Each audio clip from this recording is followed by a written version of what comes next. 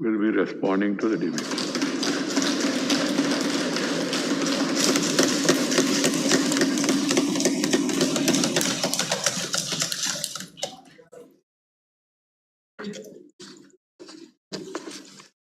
माननीय सभापति जी, राष्ट्रपति जी के अभिभाषण पर यहाँ पर विस्तार से चर्चा हुई है। मैं राष्ट्रपति जी का धन्यवाद करने के लिए इस चर्चा में हिस्सा लेने के लिए आपने समय दिया, मैं आपका बहुत आभारी हूँ। आदरणीय राष्ट्रपति जी ने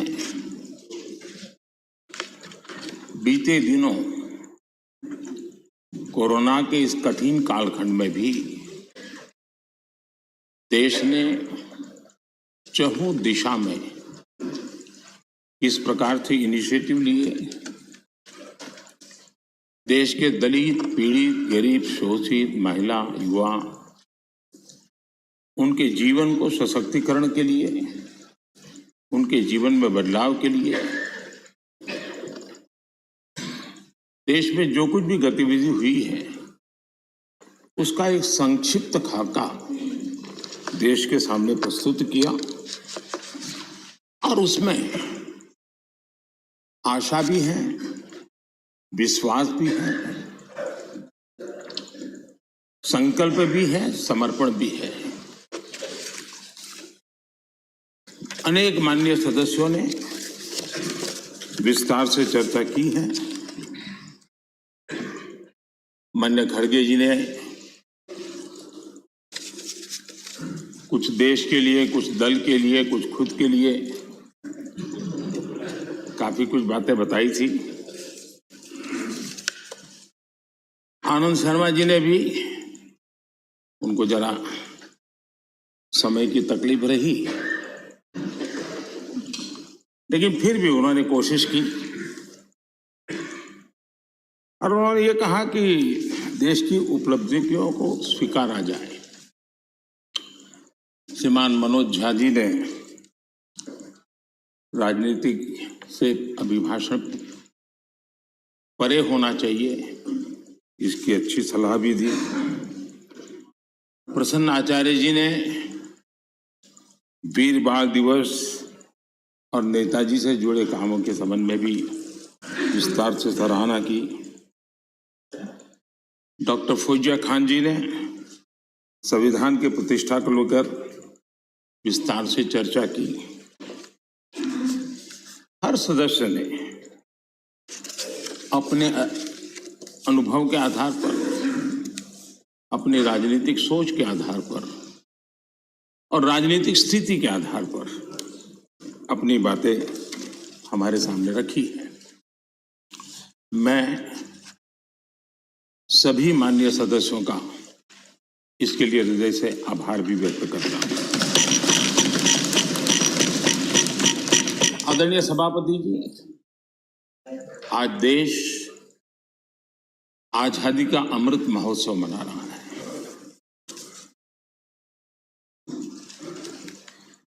75 साल का आजादी के कालखंड में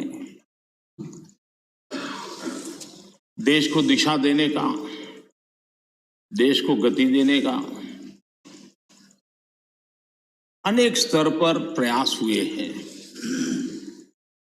और उन सब का लेखा जोखा लेकर के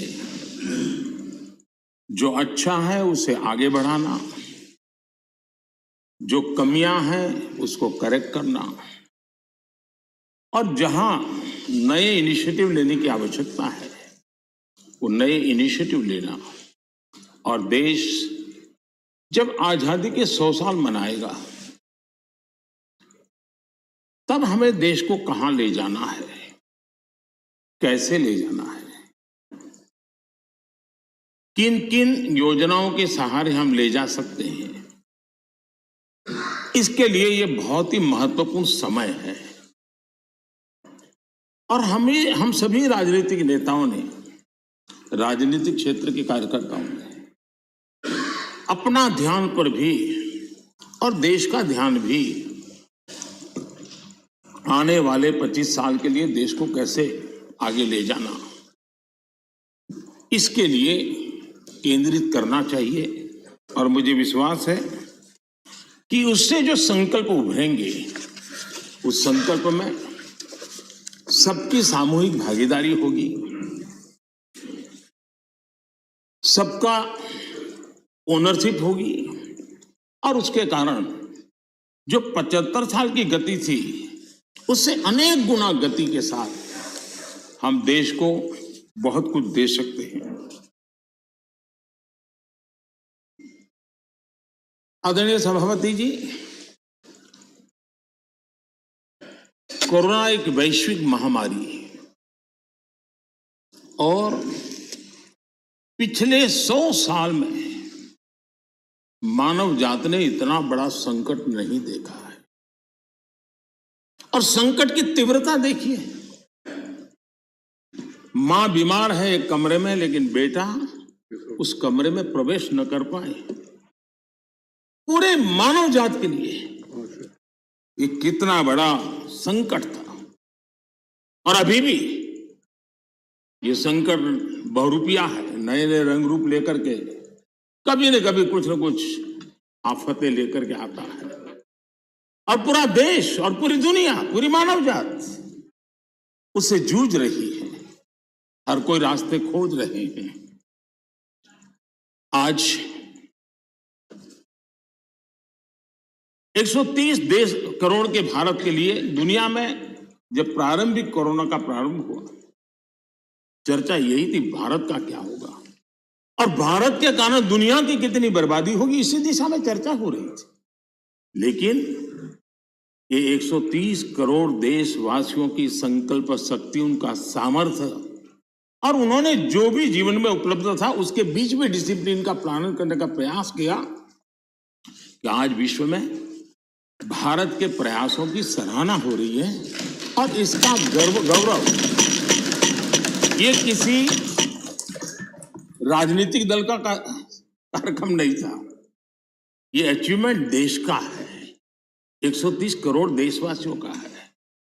अच्छा होता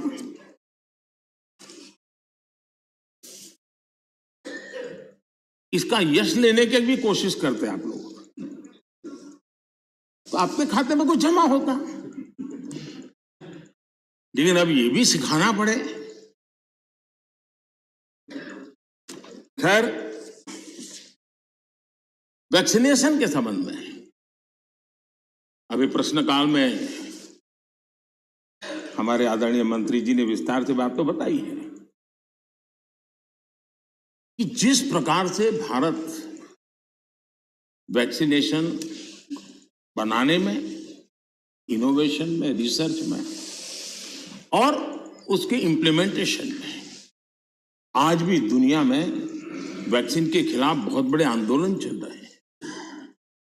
लेकिन वैक्सीन से मेरा लाभ हो या न लाभ हो, लेकिन कम से कम वैक्सीन लगाऊंगा तो मेरे कारण किसी और का नुकसान नहीं होगा, इस एक भावना ने 130 करोड़ देशवासियों को वैक्सीन लेने के लिए प्रेरित किया। ये भारत का मूलभूत चिंतन का प्रतिबिंब है जो विश्व के लोगों के सामने रखना हर हिंदुस्तानी का कर्तव्य है। सिर्फ खुद की रक्षा करने का विषय होता तो लूं या न लूं विवाद होता, लेकिन जब उसके मन में विचार आया कि मेरे कारण किसी को कष्ट न हो, अगर इसके लिए मुझे भी डोज लेना है तो मैं ले लूं, और उसने ले लिया। ये भारत के मन की, भारत के मानव मन की, भारत की मानवता की हम गौरवपूर्ण रूप से दुनिया के सामने कह सकते हैं। आज 100% डोज के लक्ष्य की ओर हम तेज गति से आगे बढ़ रहे हैं। मैं सम्मानित सदस्य, ये सभी आदरणीय सदस्यों से, इनके सामने हमारे फ्रंटलाइन वर्कर, हमारे हेल्थ केयर वर्कर्स, हमारे वैज्ञानिक, इन्होंने जो काम किया है उसकी सराहना करने से भारत की प्रतिभा तो खिलेगी खिलेगी, लेकिन इस प्रकार से जीवन खपाने वाले लोगों का भी हौसला बुलंद होगा। और इसलिए सदन बड़े गौरव के साथ उनका अभिनंदन करता है, उनका धन्यवाद करता है। आदरणीय सभापति जी, इस कोरोना काल में 80 करोड़ से भी अधिक देशवासियों को इतने लंबे कालखंड के लिए मुफ्त राशन की व्यवस्था, उनका घर का चूल्हा कभी न जले, ऐसी स्थिति पैदा न हो, ये काम भारत ने करके दुनिया के सामने एक उदाहरण प्रस्तुत किया। इसी कोरोना काल में जबकि अनेक कठिनाइयां थी, बंधन थे, उसके बावजूद भी प्रगति में रुकावटों की बार बार ऑब्स्टेकल के बीच भी लाखों परिवारों को, गरीबों को पक्का घर देने के अपने वादे की दिशा में हम लगातार चलते रहे। और आज गरीब का भी घर खर्चा लाखों में होता है। जितने करोड़ों परिवारों को एक घर मिला है ना, हर गरीब परिवार आज लखपति कहा जा सकता है। आदरणीय सभापति जी, इसी कोरोना काल में 5 करोड़ ग्रामीण परिवारों को नल से जल पहुंचाने का काम करके एक नया रिकॉर्ड प्रस्थापित किया। इसी कोरोना काल में जब पहला लॉकडाउन आया तब भी बहुत समझदारी के साथ कईयों से चर्चा करने के बाद थोड़ा साहस की भी जरूरत थी कि गांव में किसानों को लॉकडाउन से मुक्त रखा जाए। निर्णय बड़ा महत्वपूर्ण था, लेकिन किया, और उसका परिणाम यह आया कि हमारे किसानों ने कोरोना के इस कालखंड में भी बम्पर पैदावार की और एमएसपी ने भी रिकॉर्ड खरीदी करके नए विक्रम प्रस्तावित किए। इसी कोरोना काल में इंफ्रास्ट्रक्चर से जुड़े हुए कई प्रोजेक्ट्स पूरे किए गए, क्योंकि हम जानते हैं कि ऐसे संकट के काल में इंफ्रास्ट्रक्चर का जो इन्वेस्टमेंट होता है वो रोजगार के अवसरों को सुनिश्चित करता है। और इसलिए हमने उस पर भी बल दिया ताकि रोजगार भी मिलता रहे और सारे प्रोजेक्ट्स हम पूरे भी कर पाए। कठिनाइयां थी, लेकिन उसको कर पाए। इसी कोरोना काल में चाहे जम्मू कश्मीर हो, चाहे नॉर्थ ईस्ट हो, हर कालखंड में विस्तार से इसका विकास की यात्रा को आगे बढ़ाया गया और उसको हमने चलाया है। इसी कोरोना कालखंड में हमारे देश के युवाओं ने खेल जगत के हर क्षेत्र में हिंदुस्तान का तिरंगा, हमारा परचम फहराने में बहुत बड़ा काम किया, देश को गौरव दिया। आज पूरा देश, हमारे युवाओं ने खेल जगत में जिस प्रकार से प्रदर्शन किया है और कोरोना के इन सारे बंधनों के बीच उन्होंने अपनी तपस्या को कम नहीं होने दिया, अपनी साधना को कम होने नहीं दिया और देश को गौरव बढ़ाया है। आदरणीय सभापति जी, इसी कोरोना काल में आज जब हमारा देश का युवा स्टार्टअप यानी भारत का युवा एक पहचान बन गई है, एक सिनोनिमस हो गया है। आज हमारे देश के युवा स्टार्टअप के कारण स्टार्टअप की दुनिया में टॉप 3 में हिंदुस्तान को जगह दिला पाई है।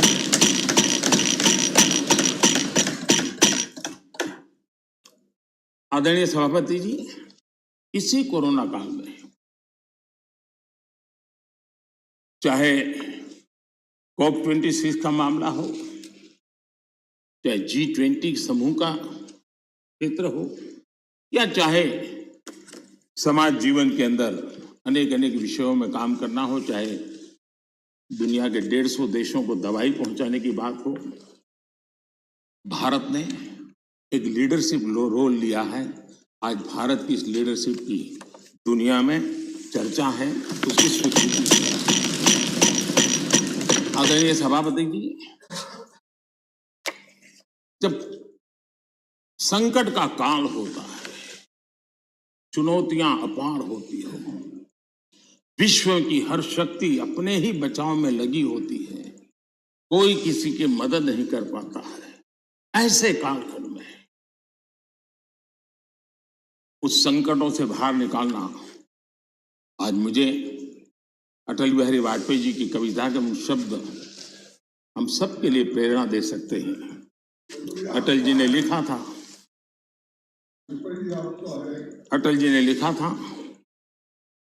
व्याप्त हुआ बर्बर अंधियारा, व्याप्त हुआ बर्बर अंधियारा, किंतु चिरकर तम की छाती, किंतु चिरकर तम की छाती, चमका हिंदुस्तान हमारा। किंतु चिरकर तम की छाती, चमका हिंदुस्तान हमारा, शत शत आघातों को सहकर, शत शत आघातों को सहकर, जीवित हिंदुस्तान हमारा, जीवित हिंदुस्तान। जग के मस्तर पर रोली सा, जग के मस्तर पर रोली सा, शोभित हिंदुस्तान हमारा, शोभित हिंदुस्तान हमारा। अटल जी के शब्द आज के इस कालखंड में भारत के सामर्थ्य का परिचय कराते हैं। आदरणीय सभापति जी, इस कोरोना काल में सभी क्षेत्रों को रुकावटों के बीच भी आगे बढ़ने के लिए भरपूर प्रयास किए गए, लेकिन इसमें कुछ क्षेत्र थे जिस पर थोड़ा विशेष बल भी दिया गया, क्योंकि वो व्यापक जनहित में आवश्यक था, युवा पीढ़ी के लिए आवश्यक था। कोरोना काल में जिन विशेष क्षेत्रों पर फोकस किया, उसमें से मैं 2 की चर्चा जरूर करना चाहूंगा। एक एमएसएमई सेक्टर, सबसे ज्यादा रोजगार देने वाला एक क्षेत्र है। हमने शिक्षित किया, उसी प्रकार से खेतीबाड़ी क्षेत्र, उसमें भी कोई रुकावट ना आए उसको निश्चित किया, और उसी की वजह से जैसे मैंने वर्णन किया, बम्पर क्रॉप हुआ, सरकार ने रिकॉर्ड खरीद भी की। महामारी के बावजूद गेहूं, धान की खरीदी के नए रिकॉर्ड बने। किसानों को ज्यादा एमएसपी मिला, और वो भी डायरेक्ट बेनिफिट ट्रांसफर की स्कीम के तहत मिला। पैसा सीधा उनके बैंक खातों में जमा हुआ। और मैंने तो पंजाब के लोगों के कई वीडियो देखे, क्योंकि पंजाब में पहली बार डायरेक्ट बेनिफिट ट्रांसफर से पैसा गया। उन्होंने कहा था, मेरा खेत तो उतना ही साइज है, हमारी मेहनत उतनी है, लेकिन खाते में इतना रुपया एक साथ आता है, ये पहली बार जिंदगी में।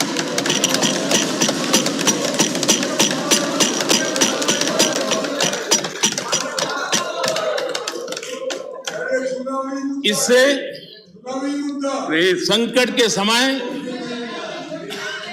किसानों के पास कैश की सुविधा रही। ऐसे कदमों से ही इतने बड़े सेक्टर को शॉक्स और डिसरप्शन से हम बचा पाए।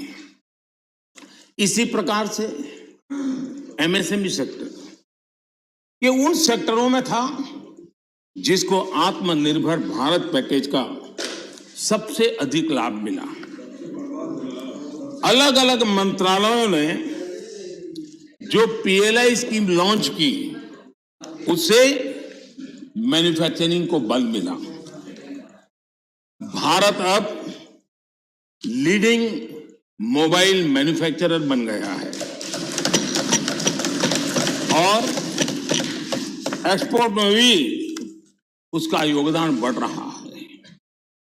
ऑटोमोबाइल और बैटरी इस क्षेत्र में भी पीएलआई स्कीम उत्साहजनक परिणाम दे रही है। जब इतने बड़े स्तर पर मैन्युफैक्चरिंग और वो भी ज्यादातर एमएसएमई सेक्टर के द्वारा होता है तो स्वाभाविक है दुनिया के देशों से ऑर्डर भी मिलते हैं, ज्यादा अवसर भी मिलते हैं। और सत्य तो ये है कि इंजीनियरिंग गुड्स जो बड़ी मात्रा में एमएसएमई बनाते हैं, इस समय जो एक्सपोर्ट का आंकड़ा बड़ा बना है उसमें ये इंजीनियरिंग गुड का भी बहुत बड़ा योगदान है। ये भारत के लोगों के कौशल्य का और भारत के एमएसएमई की ताकत को प्रदर्शित करता है। हमारी डिफेंस मैन्युफैक्चरिंग इंडस्ट्री को हम देखें, यूपी और तमिलनाडु में डिफेंस कॉरिडोर बना रहे हैं,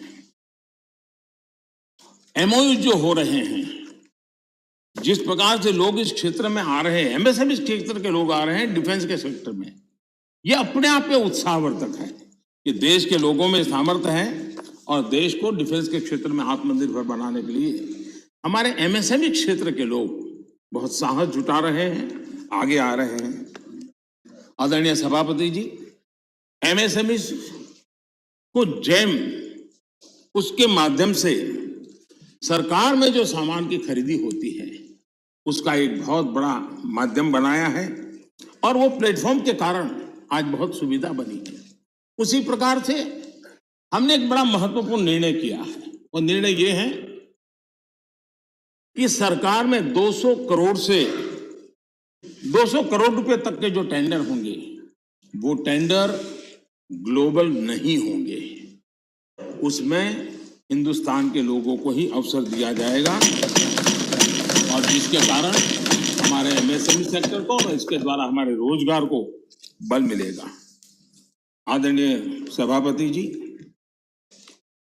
इस सदन में आदरणीय सदस्यों ने रोजगार के संबंध में भी कुछ महत्वपूर्ण बातें उठाई हैं, कुछ लोगों ने सुझाव भी दिए हैं। कितनी जॉब क्रिएट्स हुई है ये जानने के लिए ईपीएफओ पैरोल सबसे विश्वस्त माध्यम माना जाता है। साल 2021 में लगभग 1,20,00,000 नए ईपीएफओ के पैरोल पे जुड़े और ये हम न भूले ये सारे फॉर्मल जॉब से, मैं इनफॉर्मल की बात नहीं कर रहा, फॉर्मल जॉब से, और इनमें भी 60-65 लाख 18 से 25 साल की आयु के हैं। इसका मतलब ये हुआ कि उम्र पहली जॉब की है, यानी पहली बार जॉब मार्केट में उनकी एंट्री हुई है।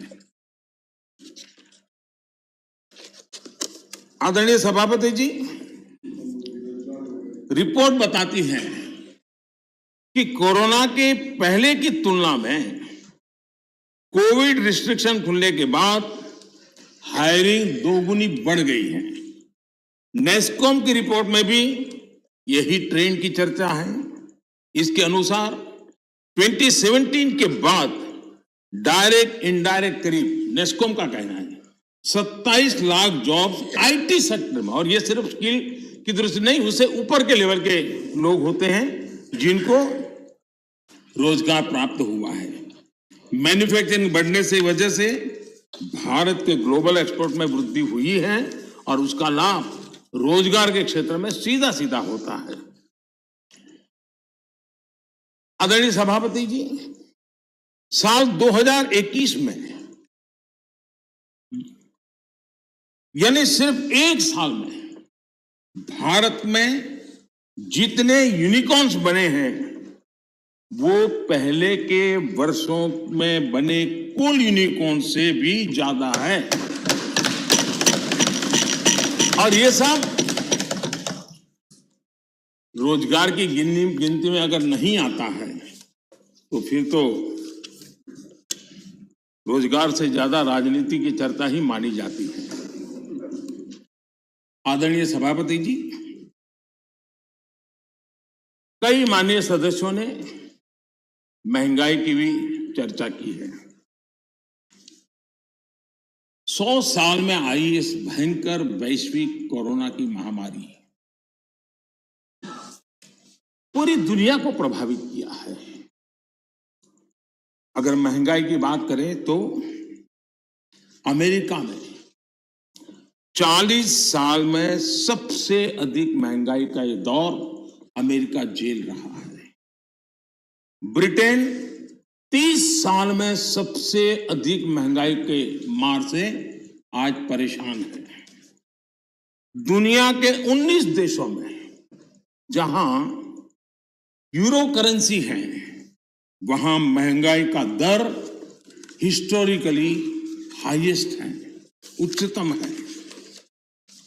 ऐसे माहौल में भी महामारी के दबाव के बावजूद हमने महंगाई को एक लेवल पर रोकने का बहुत प्रयास किया है, ईमानदारी से कोशिश की। 2014 से लेकर 2020 तक ये दर 4 से 5% के आसपास थी।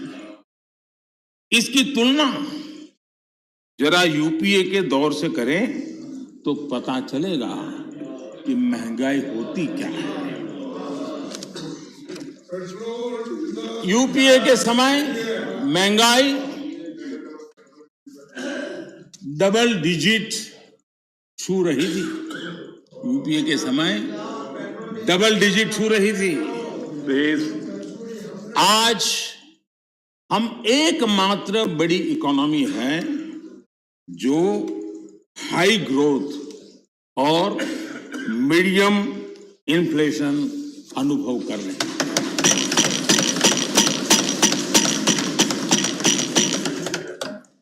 बाकी दुनिया की इकोनॉमी को देखें तो वहां की अर्थव्यवस्था में या तो ग्रोथ स्लो हुई है या फिर महंगाई दशकों के रिकॉर्ड तोड़ रही है। आदरणीय सभापति जी, इस सदन में कुछ साथियों ने भारत की निराशाजनक तस्वीर पेश की और पेश करने में आनंद आ रहा था, ऐसा भी लग रहा था। मैं जब इस प्रकार की निराशाएं देखता हूं तो फिर मुझे लगता है कि सार्वजनिक जीवन में उतार चढ़ाव आते रहते हैं, जय पराजय होता रहता है। उससे छाई हुई व्यक्तिगत जीवन की निराशा कम से कम देश पर नहीं थोपनी चाहिए।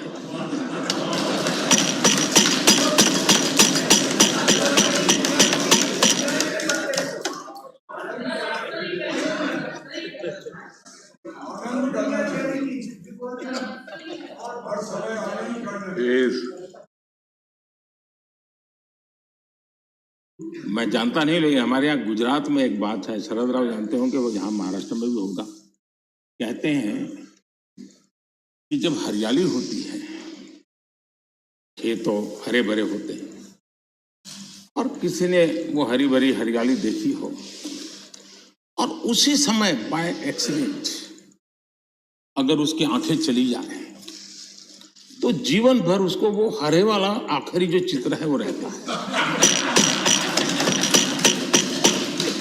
वैसा 2013 तक के जो दुर्दशा में गुजारा और 14 में अचानक देश की जनता ने जो रोशनी की, उसमें जो आंखें किसी की चली गई हैं, उनको पुराने दिन ही दिखते हैं। आदरणीय सभापति जी,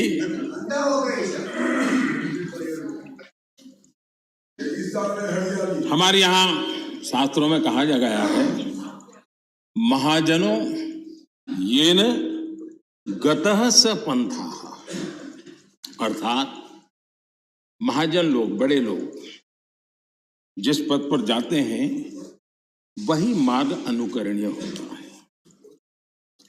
मैं आदरणीय सभापति जी इस सदन में एक बात करना चाहता हूं। यहां कोई भी हो, किसी दिशा में बैठा हो, उधर हो, यहां हो, कोई भी हो, लेकिन जनप्रतिनिधि अपने आप में छोटा हो, बड़ा हो, क्षेत्र का लीडर होता है, नेतृत्व करता है। वो जो भी उसका कमांड एरिया होगा वहां के लोग उसको देखते हैं, उसकी बातों को फॉलो करते हैं। और ऐसा सोचना ठीक नहीं है कि हम सत्ता में है तो लीडर, और वहां बैठ गए तो अरे रे क्या हो गया, ऐसा नहीं होता है। कहीं पर भी आप है, अगर जनप्रतिनिधि हैं, आप सच्चे अर्थ में लीडर है। और लीडर अगर इस प्रकार से सोचेगा, ऐसी निराशा से भरा हुआ लीडर होगा, तो क्या होगा भाई? क्या यहां बैठे तभी देश की चिंता करनी और वहां बैठे तो देश के अपने क्षेत्र के लोगों की नहीं करनी? ऐसा होता है क्या? किसी से नहीं सीखते तो शरद राव से सीखो। मैंने देखा है शरद राव इस उम्र में भी अनेक बीमारियों के बीच भी क्षेत्र के लोगों को प्रेरणा देते रहते हैं। हमें निराश होने की जरूरत नहीं भाई। और क्योंकि आप अगर निराश होते हैं तो आपका जो क्षेत्र भले अब धीरे कम हो गया होगा, लेकिन जो भी होगा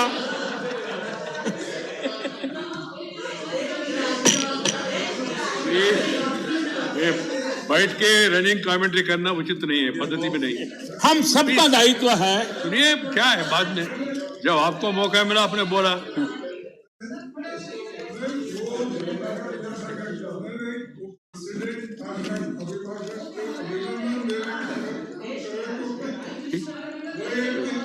ठीक है, ठीक है, करके जी आपको बुलाया।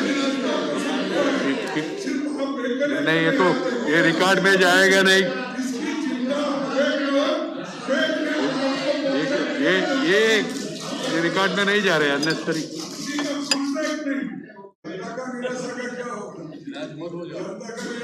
प्लीज खड़गे जी, आप भी अधीर रंजन जी जैसी गलती करते हैं। आप थोड़ा पीछे देखिए, जयराम जी ने पीछे जाकर के 2-3 लोगों को तैयार किया हुआ है इस काम के लिए।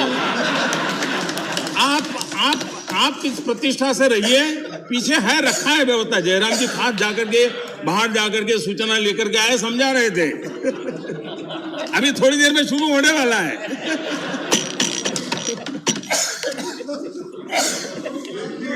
आप सम्मानीय नेता है।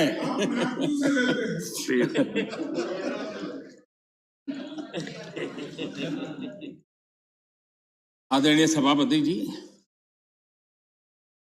सत्ता किसी की भी हो, सत्ता में कोई भी हो, लेकिन देश के सामर्थ्य को कम नहीं आंकना चाहिए। हमने देश के सामर्थ्य का पूरे विश्व के सामने खुले मन से गौरवगान करना चाहिए, देश के लिए बहुत आवश्यक होता है। आदरणीय सभापति जी, सदन में हमारे एक साथी ने कहा, vaccination is not a big deal. Vaccination is not a big deal. मैं ये देखकर हैरान हूं,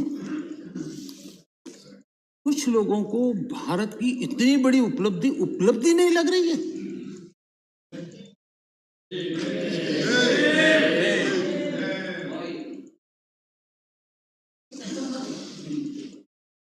एक साथी ने यह भी कहा कि टीकाकरण पर व्यर्थ खर्च हो रहा है। ये देश सुनेगा तो क्या लगेगा ऐसे लोगों के लिए?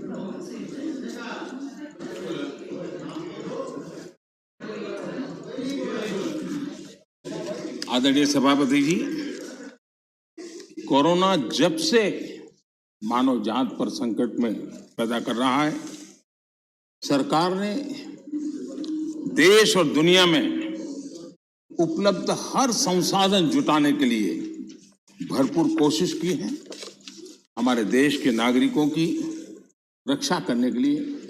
जितना भी हमारी सामर्थ्य था, समझ थी, शक्ति थी, और सबको साथ लेकर के चलने का हमने प्रयास किया है। और जब तक महामारी रहेगी तब तक सरकार गरीब से गरीब परिवार का जीवन बचाने के लिए जितना खर्च करना पड़ेगा इकट्ठा करने के लिए प्रतिबद्ध है।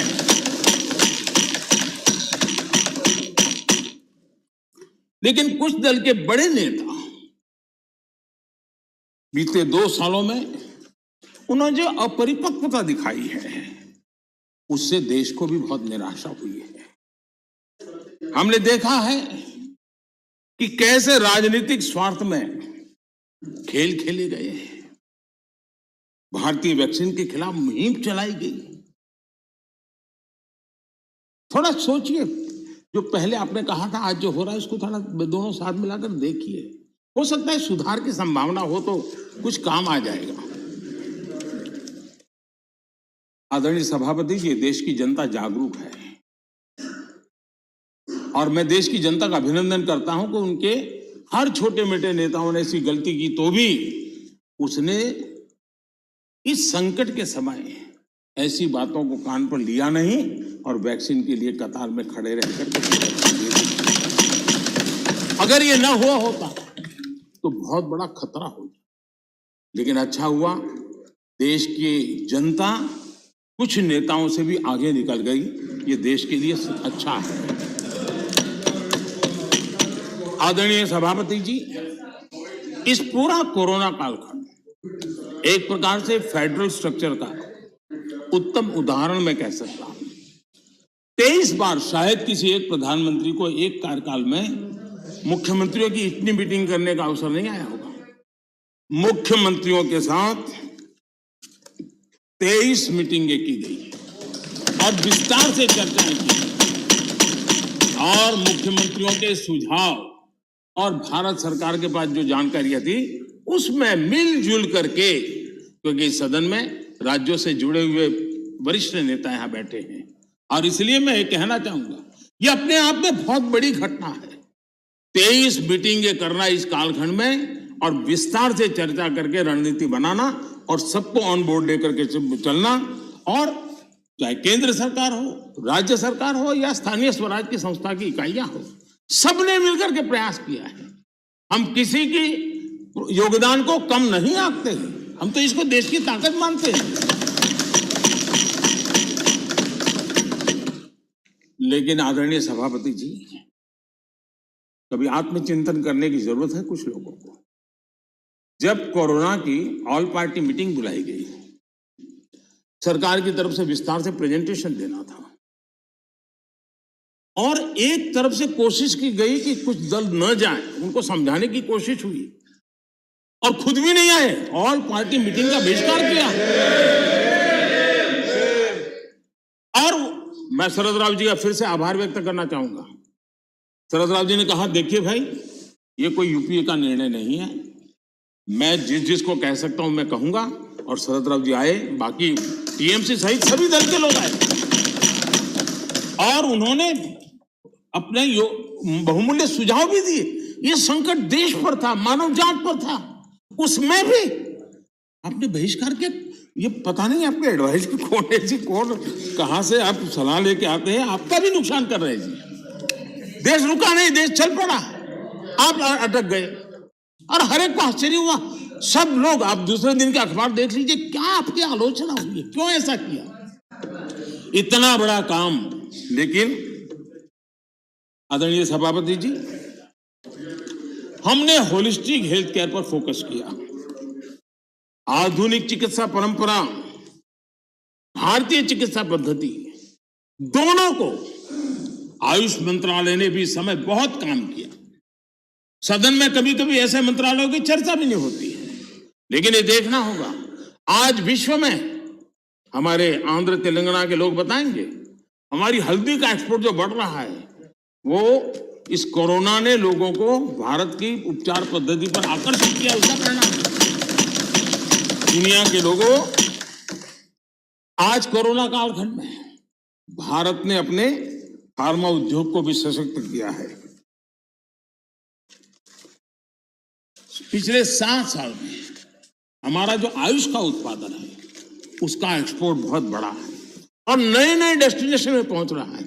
इसका मतलब कि भारत की ये जो ट्रेडिशनल मेडिसिन है उसने विश्व में अपनी एक पहचान बनाना शुरू किया है। मैं चाहता हूं कि हम सब लोग जहां जहां हमारा परिचय हो इस बात को बल दें, क्योंकि इस क्षेत्र हमारा दबा हुआ है। अगर हम थोड़ा उसको और ऐसे समय है कि स्वीकृति बन जाएगी तो हो सकता है कि भारत की जो ट्रेडिशनल मेडिसिन की परंपरा है, ताकत है, वो दुनिया में पहुंचेगी और काम होगा।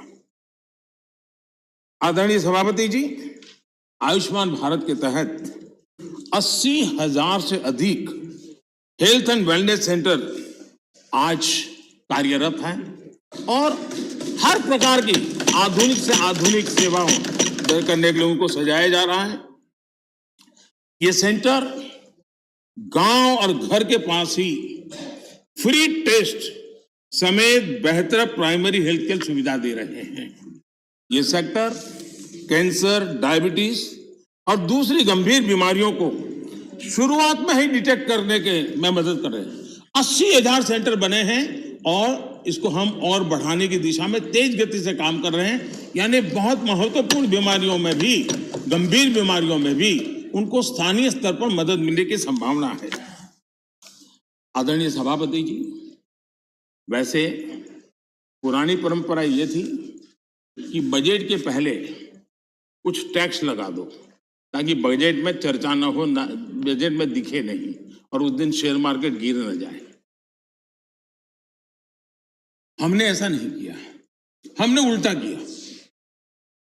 हमने बजट के पहले 64,000 करोड़ रुपए पीएम आत्मनिर्भर स्वस्थ भारत योजना के तहत क्रिटिकल हेल्थ इंफ्रास्ट्रक्चर के निर्माण के लिए राज्यों के अंदर बांटे। अगर ये चीज हम बजट में रखते तो और बहुत बड़ा बजट शानदार दिखता, शानदार तो है ही है और शानदार दिखता, लेकिन हम उस मोह के में रखने के बजाय कोरोना के समय इसकी तत्काल व्यवस्था करने के लिए हमने पहले इसको किया और 64,000 करोड़ रुपए हमने इस काम के लिए दिए। आदरणीय सभापति जी, इस बार खड़गे जी बड़ा विशेष बोल रहे थे और कह रहे हैं कि मुझे तो कह रहे हैं कि मैं उस पर बोलूं, इधर उधर ना बोलूं, लेकिन वो क्या बोले हैं उसको भी एक बार चेक कर लिया जाए। सदन में कहा गया कि कांग्रेस ने भारत की बुनियाद डाली और भाजपा वालों ने सिर्फ झंडा गाड़ दिया।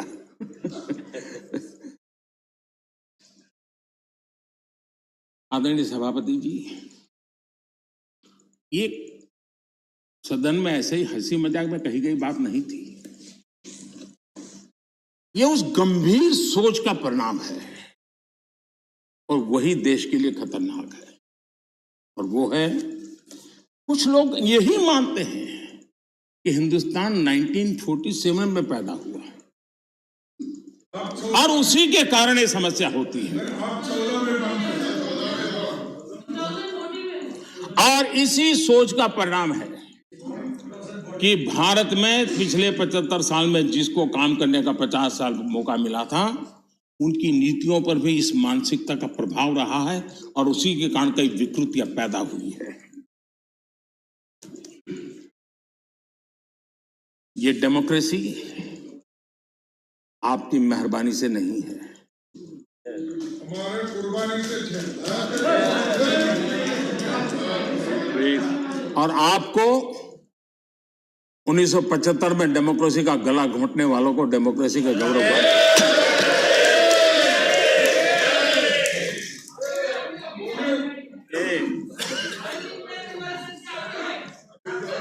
आदरणीय सभापति जी, ये 47 में पैदा हुए हैं ना, ऐसी जो सोच वाले लोग हैं, उन्होंने एक बात दुनिया के सामने गाजे बाजे के साथ कहनी चाहिए थी, वो कहने से कतरा गए। हमें गर्व के साथ कहना चाहिए था कि भारत, मदर इंडिया, ये मदर ऑफ डेमोक्रेसी है।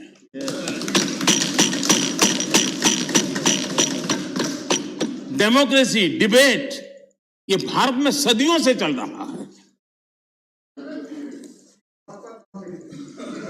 और कांग्रेस की कठिनाई ये है, डायनेस्टी के आगे उन्होंने कुछ सोचा ही नहीं, जो उनकी परेशानी है। और पार्टी में जो डेमोक्रेसी की बात करते हैं ना, वो जरा समझे, भारत के लोकतंत्र को सबसे बड़ा खतरा परिवारवादी पार्टियों का है, ये मानना पड़ेगा।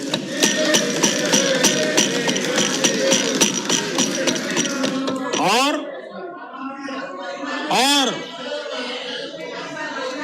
पार्टी में भी जब कोई परिवार सर्वोपरि होता है, तब सबसे पहली कैजुअलिटी, जब पार्टी में भी कोई एक परिवार सर्वोपरि हो जाता है, तो सबसे पहली कैजुअलिटी टैलेंट की होती है।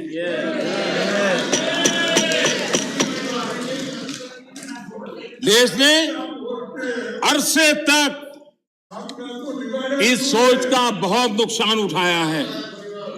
मैं चाहता हूं कि सभी राजनीतिक दल लोकतांत्रिक आदर्शों और मूल्यों को अपने दलों में भी विकसित करें, उसको समर्पित करें और हिंदुस्तान की सबसे पुरानी पार्टी के रूप में कांग्रेस इसकी जिम्मेवारी ज्यादा उठाए। आदरणीय सभापति जी, यहां पर यह कहा गया कि कांग्रेस न होती तो क्या होता।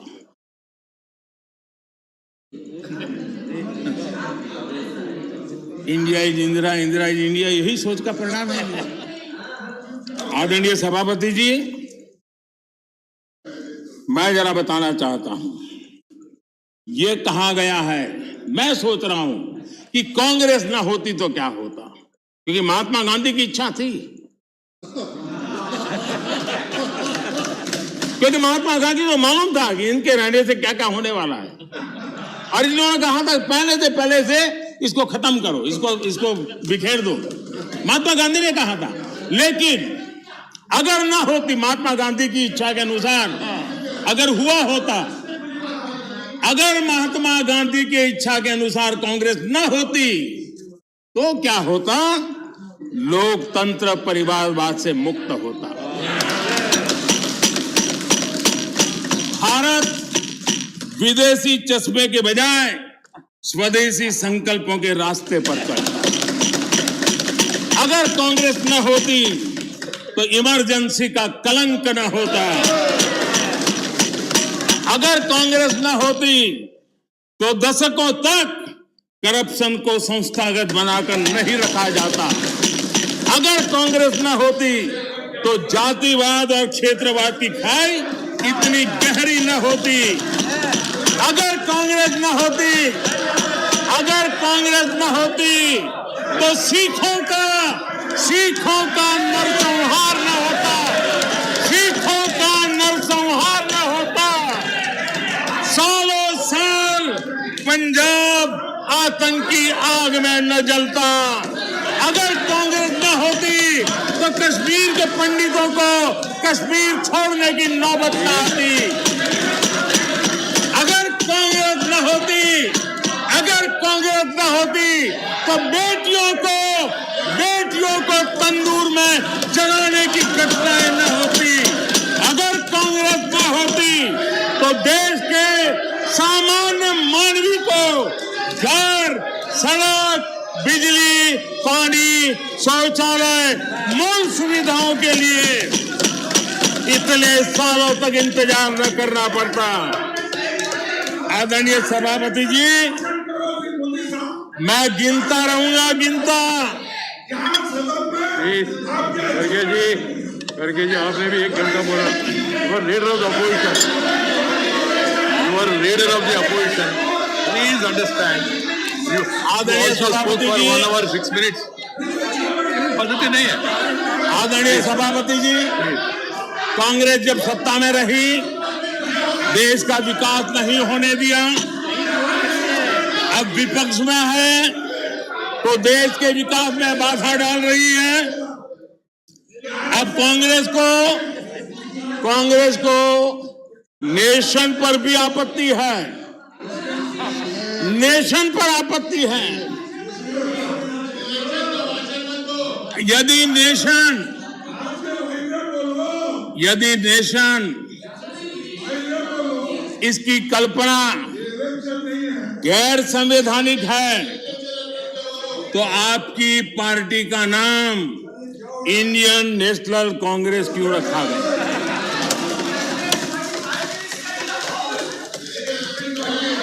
अब आपकी ये नई सोच आई है तो इंडियन नेशनल कांग्रेस नाम बदल दीजिए और आप फेडरेशन ऑफ कांग्रेस कर दीजिए।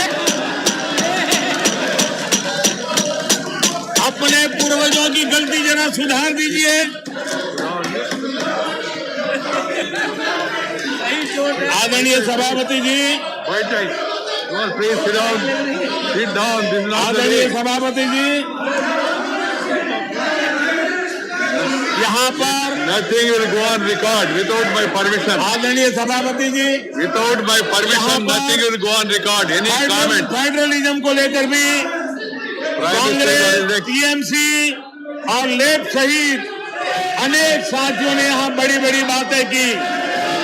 जरूरी भी है क्योंकि ये राज्यों के वरिष्ठ नेताओं का ये सदन है, लेकिन सभी साथियों को आदरणीय सभापति जी,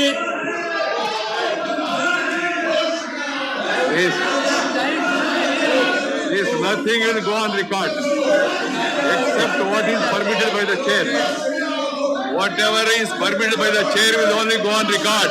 No comment, no noise, no demonstration will go on record. Please, बैठ जाइए.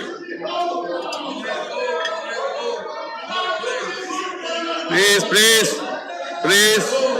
The Prime Minister is intervening. I have permitted it.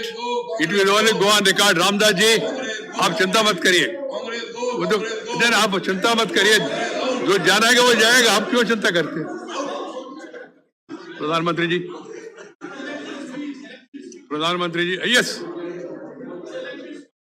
That is your comment, na? So let the people decide. Why when we speak, we don't bother about all this. धन्यवाद आदरणीय सभापति जी। लोकतंत्र में सिर्फ सुनाना ही नहीं होता है, सुनना भी लोकतंत्र का हिस्सा है। लेकिन सालों तक उपदेश देने की आदत रखी है, इसलिए जरा बातें सुनने में मुश्किल हो रहा है। आदरणीय सभापति जी, फेडरलिज्म को लेकर कांग्रेस, टीएमसी और लेफ्ट सहित अनेक साथियों ने यहां कई विचारों को प्रस्तुत किया है और बहुत स्वाभाविक है, और इस सदन में इसकी चर्चा होना और स्वाभाविक है क्योंकि यहाँ राज्य के वरिष्ठ नेता, उनका मार्गदर्शन इस सदन में हमें मिलता रहता है।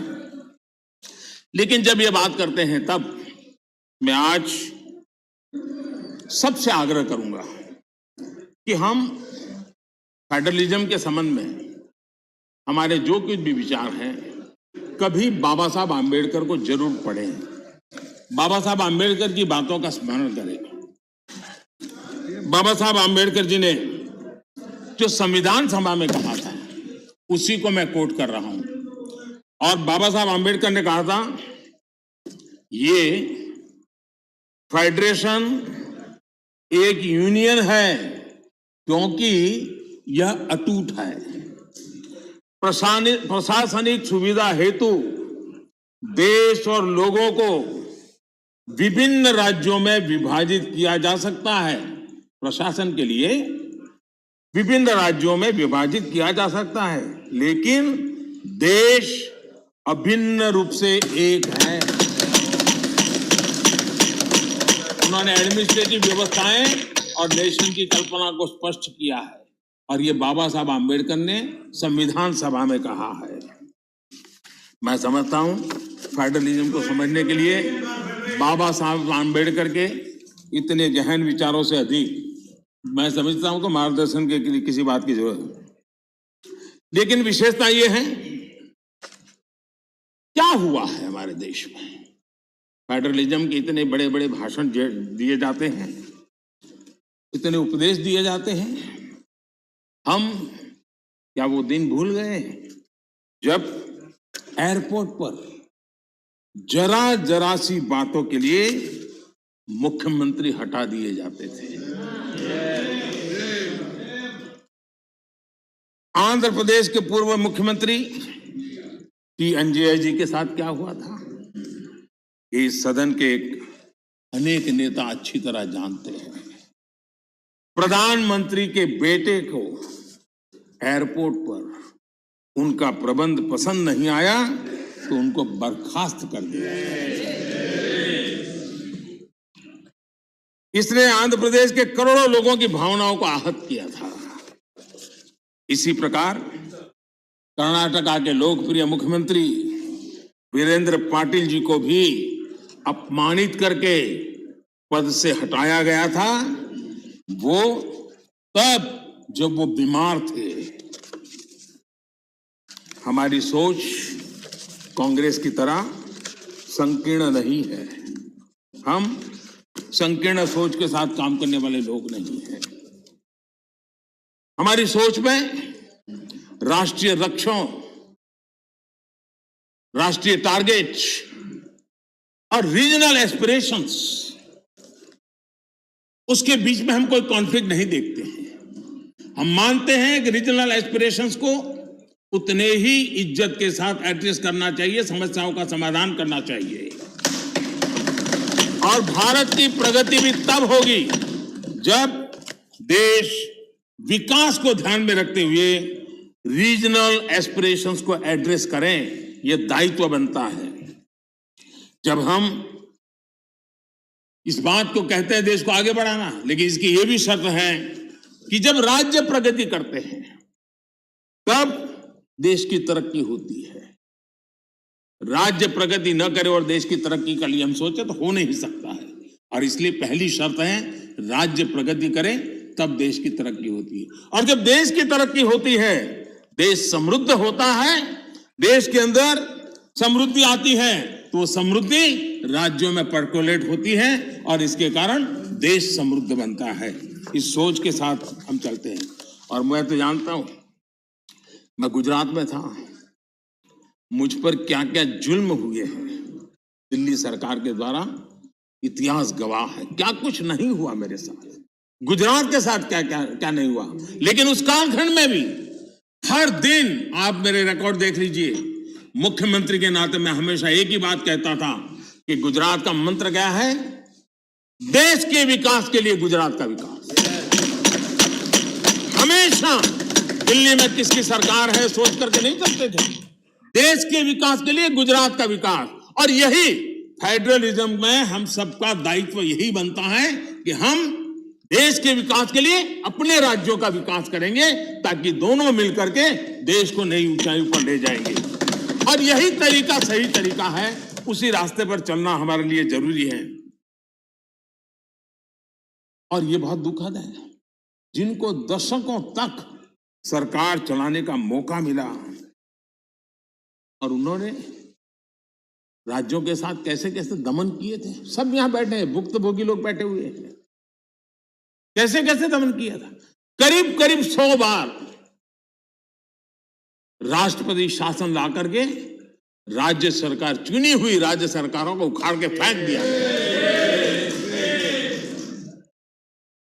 आप किस मुंह से बातें कर रहे हो? और इसलिए लोकतंत्र का भी आपने सम्मान किया। और वो कौन प्रधानमंत्री है जिसने अपने कालखंड में 50 सरकारों को उखाड़ के फेंक दिया था, राज्य की 50 सरकारों को। आदरणीय सभापति जी, इन सारे विषयों के जवाब हर हिंदुस्तानी जानता है और उसी की सजा आज उनको भुगतनी पड़ रही है। देश उनको स्वीकार कर लेता है। आदरणीय सभापति जी, कांग्रेस के हाईकमांड जो है, उनकी नीति 3 प्रकार से कामों को लेकर के चलती है। एक, पहले डिस्क्रेडिट करो, फिर डिस्टेबलाइज करो और फिर डिसमिस करो। इसी तरीके से अविश्वास पैदा करो, अस्थिर करो और फिर बर्खास्त करो। इन्हीं बातों को लेकर के चले हैं। आप जरा बताइए आदरणीय सभापति जी, मैं आज कहना चाहता हूं कि फारूक अब्दुल्ला जी की सरकार को किसने अस्थिर किया था? चौधरी देवीलाल जी की सरकार को किसने अस्थिर किया था? चौधरी चरण सिंह जी की सरकार को किसने अस्थिर किया था? पंजाब में सरदार बादल की सरकार के किसने बर्खास्त किया था? महाराष्ट्र में बाला साहब ठाकरे को बदनाम करने के लिए किसने डरते टिक्स का उपयोग किया था? कर्नाटका में रामकृष्ण हेगड़े और एसआर बॉम्बे की सरकार को किसने गिराया था? 50 के दशक में केरला की चुनी हुई कम्युनिस्ट सरकार को किसने गिराया था? उस कालखंड में 50 साल पहले तमिलनाडु में इमरजेंसी के दौरान करुणानिधि जी की सरकार को किसने गिराया था? 1980 में एमजीआर की सरकार को किसने डिसमिस किया था? आंध्र प्रदेश में किसने एनटीआर की सरकार को अस्थिर करने की कोशिश की थी? और वो भी जब वो बीमार थे। वो कौन सा दल है जिसने मुलायम सिंह जी यादव जी को सिर्फ इसलिए तंग किया था क्योंकि मुलायम सिंह जी केंद्र की बातों के साथ सहमत नहीं होते थे? कांग्रेस ने अपने नेताओं तक नहीं छोड़ा है। आंध्र प्रदेश में कांग्रेस सरकार अहम भूमिका निभाई, उसके साथ क्या किया? जिस केंद्र ने यहां सत्ता में बैठने के लिए उनको मौका दिया था, उनके साथ क्या किया? उन्होंने बहुत शर्मनाक तरीके से आंध्र प्रदेश का विभाजन किया। माइक बंद कर दिए गए, मिर्ची स्प्रे की गई, कोई डिस्कशन नहीं हुई। क्या यह तरीका ठीक था? क्या यह लोकतंत्र था? क्या अटल जी की सरकार ने भी 3 राज्य बनाए थे। राज्य बनाना हमने विरोध नहीं किया है, लेकिन तरीका क्या था? अटल जी ने 3 राज्य बनाए थे, छत्तीसगढ़, झारखंड, उत्तराखंड, लेकिन कोई तूफान नहीं आया। शांति से सारा निर्णय हुआ, सबने मिल बैठ करके निर्णय किया। आंध्र तेलंगाना के भी हो सकता था, हम तेलंगाना के विरोधी नहीं है, साथ मिलकर के किया जा सकता है। लेकिन आपका अहंकार, सत्ता का नशा, उसने देश के अंदर इस कटुता पैदा की। और आज भी तेलंगाना और आंध्र के बीच में वो कटुता के बीच तेलंगाना का भी नुकसान कर रहे हैं, आंध्र का भी नुकसान कर रहे हैं, और आपको कोई राजनीतिक फायदा नहीं हो रहा है। और हमें समझा रहे हैं आदरणीय सभापति जी, हम कोऑपरेटिव फेडरलिज्म के साथ साथ एक नए बदलाव की ओर चले हैं और हमने कोऑपरेटिव कॉम्पिटिटिव फेडरलिज्म की बात कही है। हमारे राज्यों के बीच में विकास की स्पर्धा हो, तंदुरुस्त स्पर्धा हो, हम आगे बढ़ने की कोशिश करें। दल किसी का भी कोई राज क्यों ना करता हो, और उसको प्रोत्साहन देना हमारा काम है और हम दे रहे हैं। आदरणीय सभापति जी, मैं आज उदाहरण देना चाहता हूं। जीएसटी काउंसिल की रचना, जीएसटी काउंसिल की रचना अपने आप में भारत के सशक्त फेडरलिज्म के लिए एक उत्तम स्ट्रक्चर का नमूना है।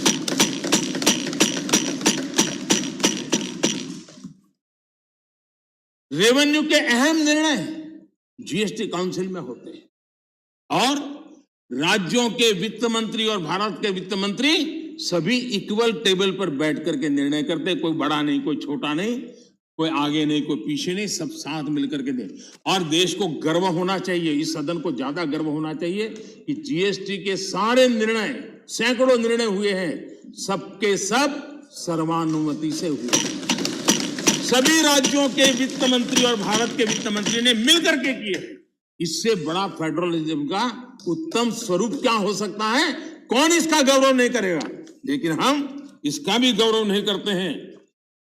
आदरणीय सभापति जी, एक और उदाहरण मैं देना चाहता हूं फेडरलिज्म का। हमने देखा कि जैसे सामाजिक न्याय ये देश में बहुत अनिवार्य होता है, वरना देश आगे नहीं बढ़ता है, वैसे भी क्षेत्रीय न्याय भी उतना ही जरूरी होता है। अगर कोई क्षेत्र विकास में पीछे रह जाएगा तो देश आगे नहीं बढ़ सकता है। और इसलिए हमने एक योजना बनाई, एस्पिरेशनल डिस्ट्रिक्ट। देश में 100 से ऐसे डिस्ट्रिक्ट चुने, अलग अलग पैरामीटर के आधार पर चुने गए, राज्यों के साथ मशवरा करके चुने गए, और उन 100 से अधिक जो डिस्ट्रिक्ट हैं वो राज्य के जो एवरेज डिस्ट्रिक्ट है उसकी बराबरी तो कम से कम आ जाए तो बोझ कम हो जाएगा। और उस काम को हमने किया। और आज मैं बड़े संतोष के साथ कहूंगा, बड़े गौरव के साथ कहूंगा, योजना का विचार भले भारत सरकार को आया, लेकिन एक राज्य को छोड़ करके सभी राज्यों ने इसको ओन किया।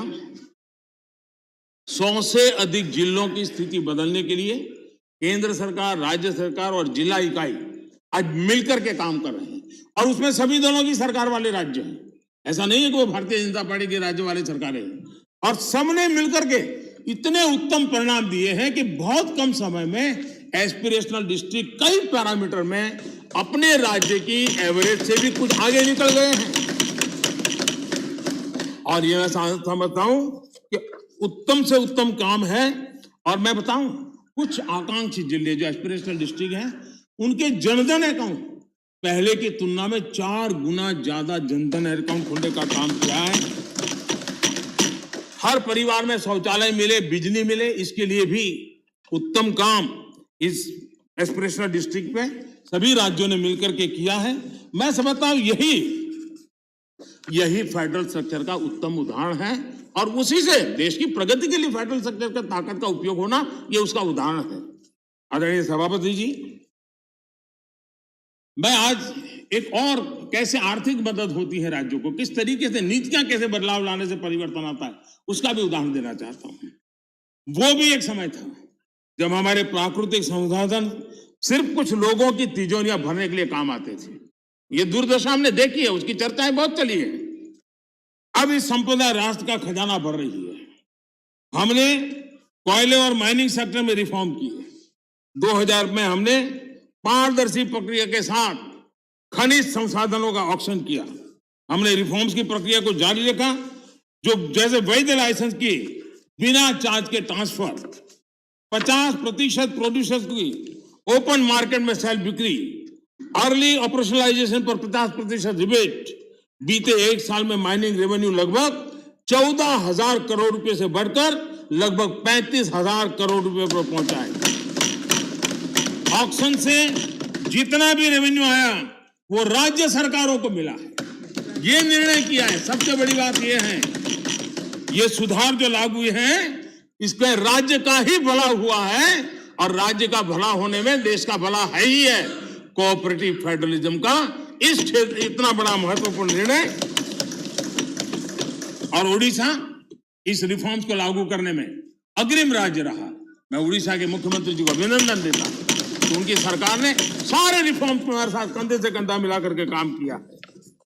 आदरणीय सभापति जी, यहां पर यह भी चर्चा हुई कि हम इतिहास बदलने की कोशिश कर रहे हैं। कई बार बोला जाता है, बाहर भी बोला जाता है, और कुछ लोग लिखा जाते हैं। मैं देख रहा हूं कि कांग्रेस एक प्रकार से अर्बन नक्सल के चुंगाल में फंस गई है। उनकी पूरी सोचने के तरीकों को अर्बन नक्सलों ने कब्जा कर लिया है, और इसलिए उनकी सारी सोच गतिविधि डिस्ट्रक्टिव बन गई है। और देश के लिए चिंता का विषय, बड़ी गंभीरता से सोचना पड़ेगा।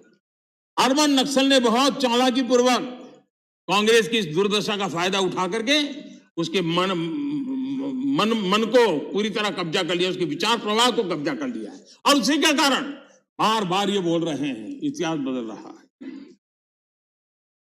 आदरणीय सभापति जी, हम सिर्फ कुछ लोगों की याददाश्त को ठीक करना चाहते हैं, थोड़ा उनका मेमोरी पावर बढ़ाना चाहते हैं। हम कोई इतिहास बदल नहीं रहे हैं। कुछ लोगों का इतिहास कुछ ही साल से शुरू होता है, हम जरा उसको पहले ले जा रहे हैं और कुछ नहीं कर रहे हैं। अगर उनको 50 साल के इतिहास में ही मजा आता है तो हमको 100 साल तक ले जा रहे हैं। किसी को 100 साल तक मजा आता है तो हम 200 साल के इतिहास में ले जाते हैं। किसी को 200 से मजा आता है हम 300 ले जाते हैं। अब जो 300 साढ़े 300 ले जाएंगे तो छत्रपति शिवाजी का नाम आएगा ही आएगा। हम तो उनकी मेमोरी को सतेज कर रहे हैं, हम इतिहास बदल नहीं रहे। कुछ लोगों का इतिहास सिर्फ एक परिवार तक सीमित है, क्या करें इसका। और इतिहास तो बहुत बड़ा है, बड़े पहलू है, बड़े उतार चढ़ाव है, और हम इतिहास के दीर्घकालीन कालखंड को याद कराने का प्रयास कर रहे हैं, क्योंकि गौरवपूर्ण इतिहास को भुला देना इस देश के भविष्य के लिए ठीक नहीं है। ये हम अपना दायित्व समझते हैं और इसी इतिहास से सबक लेते हुए हमने आने वाले 25 साल में देश को नई ऊंचाइयों पर ले जाने का एक विश्वास पैदा कर रहा है। और मैं समझता हूं ये अमृत कालखंड अब इसी से आगे बढ़ने वाला है। इस अमृत कालखंड में हमारी बेटियां, हमारे युवा, हमारे किसान, हमारे गांव, हमारे दलित, हमारे आदिवासी, हमारे पिछड़े समाज के हर तबके का योगदान हो, उनकी भागीदारी हो, उसको लेकर के हम आगे बढ़े। कभी कभी हम 1857 के स्वतंत्र संग्राम की ओर देखेंगे। हमारे आदिवासी क्षेत्रों में 1857 के स्वतंत्र संग्राम में जो योगदान दिया गया है, कभी हमें पढ़ने को नहीं मिल रहा है। इतने महान स्वर्णिम पुरुषों को हम कैसे भूल सकते हैं? और हम इन चीजों को याद कराने की कोशिश कर रहे हैं। हमारी कोशिश है देश आत्मविश्वास से भरा हुआ हो, देश आगे बढ़े। आदरणीय सभापति जी, महिलाओं के सशक्तिकरण भी हमारे लिए प्राथमिकता है। भारत जैसा देश 50% आबादी हमारी विकास यात्रा के जो सबका प्रयास का विषय है, उस सबके प्रयास में सबसे बड़ी भागीदार हमारी माताएं बहनें। देश की 50% जनसंख्या, और इसलिए भारत का समाज की विशेषता है, अपनी परंपराओं में सुधार करता है, बदलाव भी करता है। ये एक जीवन समाज है। हर युग में ऐसे महापुरुष निकलते हैं जो हमारी बुराइयों को से समाज को मुक्त करने के लिए प्रयास करते हैं। और आज हम जानते हैं महिलाओं के संबंध में भी भारत में कोई आज चिंतन हो रहा नहीं, पहले से हमारे आज चिंतन हो रहा है। उनके सशक्तिकरण को हम प्राथमिकता दे रहे हैं। अगर हमने मैटरनिटी लीव बढ़ाई है तो एक प्रकार से महिलाओं के सशक्तिकरण और परिवार के सशक्तिकरण का हमारा प्रयास है और उस दिशा में हम काम कर रहे हैं। बेटी बचाओ बेटी पढ़ाओ, आज उसका परिणाम है कि जेंडर रेशियो में जो हमारी असंतुलन था, उसमें काफी अच्छी स्थिति में हम पहुंच गए। और जो रिपोर्ट्स आ रहे हैं उसमें आज हमारे कुछ स्थानों पर तो हमारे यहाँ पुरुषों से माताओं बहनों की संख्या बढ़ रही है। ये बड़े एक आनंद का विषय है, गौरव का विषय है। जो बुरे दिन हमने देखे तो उसमें हम बाहर आए हैं और इसलिए हमने प्रयास करना चाहिए। आज एनसीसी में हमारी बेटियां हैं, सेना में हमारी बेटियां हैं, वायुसेना में बेटियां हैं, हमारी नौसेना में हमारी बेटियां हैं। 3 तलाक की कुप्रथा को हमने खत्म किया और मैं जहां जाता हूं मुझे इन माताओं बहनों का आशीर्वाद मिलता है, क्योंकि 3 तलाक की प्रथा जब खत्म होती है तब सिर्फ बेटियों को न्याय मिलता है ऐसा नहीं है, उस पिता को भी न्याय मिलता है, उस भाई को भी न्याय मिलता है जिसकी बेटी 3 तलाक के कारण घर लौट के आती है, जिसकी बहन 3 तलाक के कारण घर लौट के आती है। इसलिए ये पूरे समाज के कल्याण के लिए है, ये सिर्फ कोई महिलाओं के लिए है और पुरुषों के खिलाफ ऐसा नहीं है। ये मुसलमान पुरुष के लिए भी उतना ही उपयोगी है, क्योंकि वो भी किसी बेटी का बाप है, वो भी किसी बेटी का भाई है, और इसलिए ये उसका भी भला करता है, उसको भी सुरक्षा देता है। और इसलिए कुछ कारणों से लोग बोल पाए न बोल पाए, लेकिन इस बात से सब लोग एक गौरव का आनंद का भरते हैं। कश्मीर में हमने 370 धारा को जो हटाया, वहां की माताओं बहनों को एम्पावर किया है, उनको जो अधिकार नहीं तो अधिकार हमने दिलवाए हैं, और उस अधिकारों के कारण आज उनकी ताकत। आज शादी की उम्र में क्या कारण है? आज के युग में मेल और फीमेल के बीच में अंतर होना चाहिए, क्या जरूरत है? बेटा बेटी एक समान है तो हर जगह पे होना चाहिए, और इसलिए बेटे बेटी की शादी की उम्र समान हो, उस दिशा में हम आगे बढ़े हैं।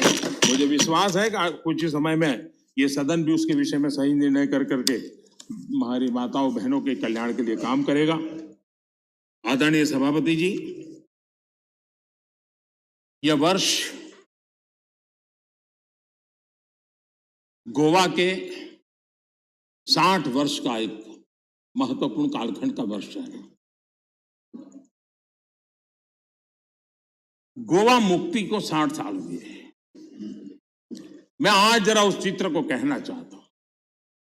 हमारे कांग्रेस के मित्र जहां भी होंगे जरूर सुनते होंगे, गोवा के लोग जरूर आज सुनते होंगे मेरी बात को। अगर सरदार साहब जिस प्रकार से सरदार पटेल ने हैदराबाद के लिए रणनीति बनाई, इनिशिएटिव लिए, जिस प्रकार से सरदार पटेल ने जूनागढ़ के लिए रणनीति बनाई, कदम उठाए, अगर सरदार साहब की प्रेरणा लेकर के गोवा के लिए भी वैसी ही रणनीति बनाई होती तो गोवा को हिंदुस्तान आजाद होने के 15 साल तक गुलामी में नहीं रहना पड़ा होता। भारत की आजादी के 15 साल के बाद गोवा आजाद हुआ और उस समय के 60 साल पहले के अखबार, उस जमाने की मीडिया रिपोर्ट बताती है कि तब के प्रधानमंत्री अंतर्राष्ट्रीय छवि का क्या होगा, ये उनकी सबसे बड़ी चिंता का विषय था। पंडित नेहरू को दुनिया में मेरी छवि बिगड़ जाएगी तो, और इसलिए उनको लगता था कि गोवा की औपनिवेशिक सरकार पर आक्रमण करने से उनकी जो एक ग्लोबल लीडर की, शांति प्रिय नेता की छवि है, वो चकनाचूर हो जाएगी। गोवा को जो होता है होने दो, गोवा को जो झेलना पड़े झेलने दो, मेरी छवि को कोई नुकसान ना हो। और इसलिए जब वहां सत्याग्रहों पर गोलियां चल रही थी, विदेशी सल्तनत गोलियां चला रही थी, हिंदुस्तान का हिस्सा, हिंदुस्तान के ही मेरे भाई बहन, उन पर गोलियां चल रही थी, और तब हमारे देश के प्रधानमंत्री ने कहा था कि मैं सेना नहीं दूंगा, मैं सेना नहीं भेजूंगा। सत्याग्रहियों की मदद करने से उन्होंने इनकार कर दिया था। ये गोवा के साथ कांग्रेस ने किया हुआ जुल्म है, और गोवा को 15 साल ज्यादा गुलामी के जंजीरों में जकड़ के रखा गया, और गोवा के अनेक वीर पुत्रों को बलिदान देना पड़ा, लाठी गोलियों से जिंदगी को बसर करनी पड़ी। ये हाल पैदा किए थे। नेहरू जी ने 15 अगस्त 1955 को पंडित नेहरू ने लाल किले से जो कहा था, मैं जरा कोट करना चाहता हूं। अच्छा होता कांग्रेस के मित्र यहां होते तो नेहरू जी का नाम सुनकर के कम से कम उनका दिन बहुत अच्छा जाता, और इसलिए उनकी प्यास बुझाने के लिए मैं बार बार नेहरू जी को भी याद करता हूं। आजकल नेहरू जी ने कहा था, लाल किले से कहा था, मैं उनको कोट करता हूं, कोई धोखे में ना रहे, भाषा देखिए, कोई धोखे में ना रहे कि हम वहां फौजी कार्रवाई करेंगे। कोई फौज गोवा के आसपास नहीं है। अंदर के लोग चाहते हैं कि कोई शोर मचाकर ऐसे हालात पैदा करे कि हम मजबूर हो जाएं फौज भेजने के लिए। हम नहीं भेजेंगे फौज, हम उसको शांति से तय करेंगे। समझ लें सब लोग इस बात को। ये हुंकार 15 अगस्त को गोवा वासियों के एस्पिरेशंस के खिलाफ कांग्रेस के नेता के बयान है।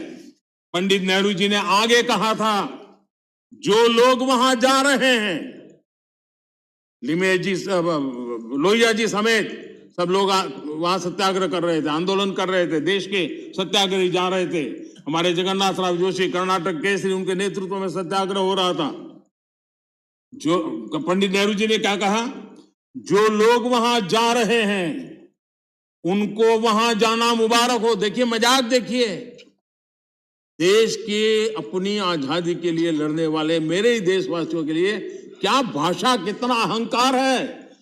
वो लोग वहां जा रहे हैं, उनको वहां जाना मुबारक हो, लेकिन ये भी याद रखें कि अपने को सत्याग्रही कहते हैं तो सत्याग्रह के उसूल, सिद्धांत और रास्ते भी याद रखें।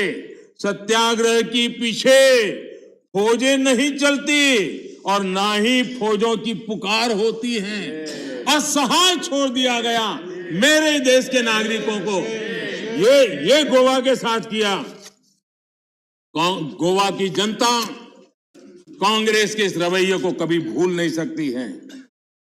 आदरणीय सभापति जी, हमें यहाँ फ्रीडम ऑफ एक्सप्रेशन पर भी बड़े भाषण दिए गए और आए दिन हमको जरा समझाया जाता है। मैं जरा आज एक घटना कहना चाहता हूं और ये घटना भी गोवा के एक सपूत की घटना है। गोवा के एक सम्मानीय गोवा की धरती की एक बेटी की कथा है। अभिव्यक्ति के संबंध में क्या होता था, कैसे होता था, ये उदाहरण मैं देना चाहता हूं। व्यक्ति स्वतंत्रता की बातें करने वाले लोगों का इतिहास में आज खोल रहा हूं। क्या किया है। लता मंगेशकर जी के निधन से आज पूरा देश दुखी है। देश को बहुत बड़ी खोट है। लेकिन लता मंगेशकर जी का परिवार गोवा का है, लेकिन उनके परिवार के साथ कैसा सलूक किया ये भी देश को जानना चाहिए। लता मंगेशकर जी के छोटे भाई पंडित हृदयनाथ मंगेशकर जी, गोवा का गौरवपूर्ण संतान, गोवा की धरती का बेटा, उन्हें ऑल इंडिया रेडियो से निकाल दिया गया। वो ऑल इंडिया रेडियो में काम करते थे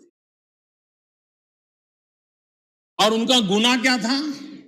उनका गुनाह यह था तो उन्होंने वीर सावरकर की एक देशभक्ति से भरी कविता की ऑल इंडिया रेडियो पर प्रस्तुति दी थी। आप देखिए, हृदयनाथ जी ने एक इंटरव्यू में बताया, उनका इंटरव्यू अवेलेबल है। उन्होंने इंटरव्यू में कहा, जब वो सावरकर जी से मिले कि मैं आपका गीत करना चाहता हूं, तो सावरकर जी ने उनको कहा, क्या तुम जेल जाना चाहते हो क्या? मेरी कविता गाकर के जेल जाना चाहते हो क्या? तो हृदयनाथ जी ने उनकी देशभक्ति से भरी कविता उसे संगीतबद्ध किया। 8 दिन के अंदर उनको ऑल इंडिया रेडियो से निकाल दिया गया। ये आपका फ्रीडम ऑफ एक्सप्रेशन है। ये स्वतंत्रता की आपकी झूठ बातें देश के सामने आपने रखी है। कांग्रेसी सरकारों ने दौरान किस प्रकार जुल्म हुए, ये सिर्फ हृदयनाथ मंगेशकर जी गोवा के बेटे के साथ हुए ऐसे नहीं, इसकी सूची काफी लंबी है। मजरू सुल्तानपुरी जी को पंडित नेहरू की आलोचना करने के लिए 1 साल जेल में बंद कर दिया गया।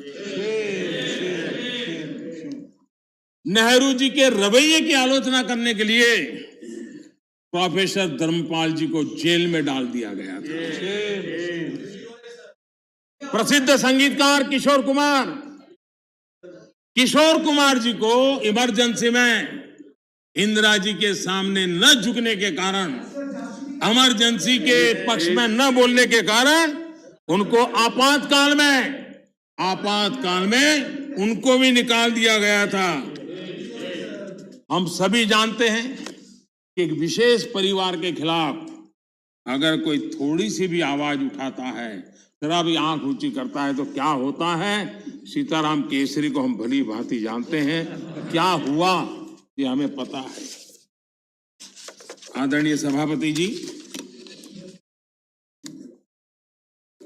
मेरी सदन के सदस्यों से, सभी से प्रार्थना है कि भारत के उज्जवल भविष्य पे भरोसा करें। 130 करोड़ देशवासियों के सामर्थ्य पर हम भरोसा करें। हम बड़े लक्ष्य लेकर के इसी सामर्थ्य के आधार पर देश को नई ऊंचाई पर ले जाने के लिए हम कृत संकल्पी बने। आदरणीय सभापति जी, हमने मेरे तेरे अपने पराये इस परंपरा को खत्म करना होगा और एक मत से, एक भाव से, एक लक्ष्य से एक साथ चलना, यही देश के लिए समय की मांग है। एक स्वर्णिम काल है। पूरा विश्व भारत को तरफ बड़े आशा से और बड़े गौरव से देखा। ऐसे समय हम मौका गंवा न दें। देशवासियों के कल्याण के लिए इससे बड़ा कोई अवसर आने वाला नहीं है। ये मौका हम पकड़ लें, 25 साल की यात्रा हमें कहीं से कहां पहुंचा सकती है। हमारे देश के लिए, हमारी परंपराओं के लिए हम गौरव करें। और सभापति जी, हम बड़े विश्वास के साथ मिलकर के चलेंगे। और हमारे यहां तो शास्त्रों में कहा गया है, सं गच्छध्वम सं वदध्वम संवो मनासी जानताम, यानी हम साथ चले, साथ चर्चा करें, मिलकर हर कार्य करें। इसी आह्वान के साथ मैं राष्ट्रपति जी के अभिभाषण को अनुमोदन करता हूं, उनका धन्यवाद भी करता हूं। और सभी आदरणीय सदस्यों ने जो सहभाग किया, विचार रखे, उनका भी धन्यवाद करता हूं। बहुत बहुत धन्यवाद। I shall now put the